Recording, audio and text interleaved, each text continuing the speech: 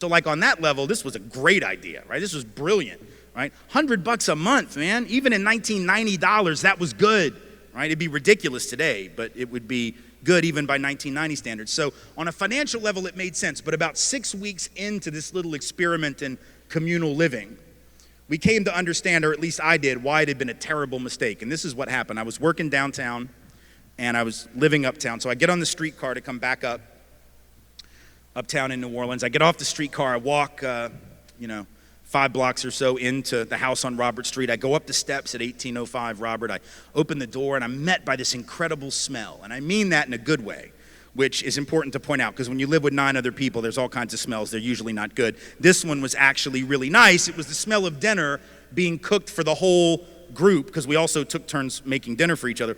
And this particular night, one of my roommates was making dinner. On the left front burner of the stove, there was this big pot of gumbo, right?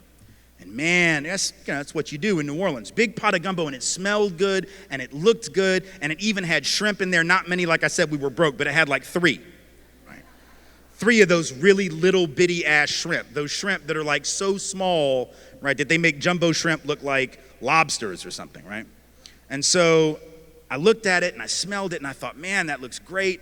And when my roommate asked me if I wanted any, I normally would have said yes, but as it turned out, I didn't know he was going to make gumbo for the night. And so I'd already had dinner downtown before I, came uptown after I got off work.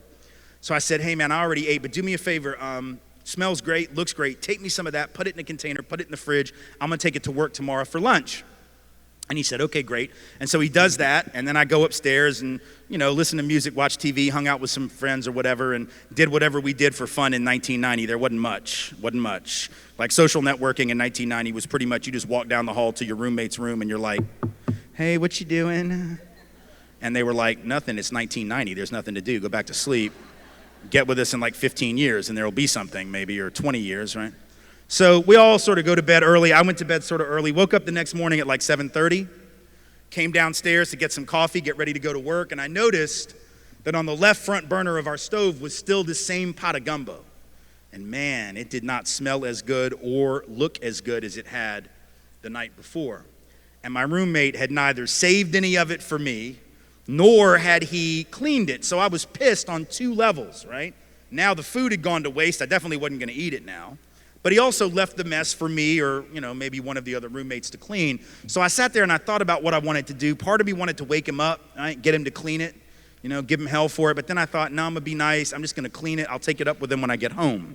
So I took the pot of gumbo and I brought it over to the sink and I got the brush and the soap and I started running the water into the pot of nasty day-old gumbo, and I stopped myself halfway through.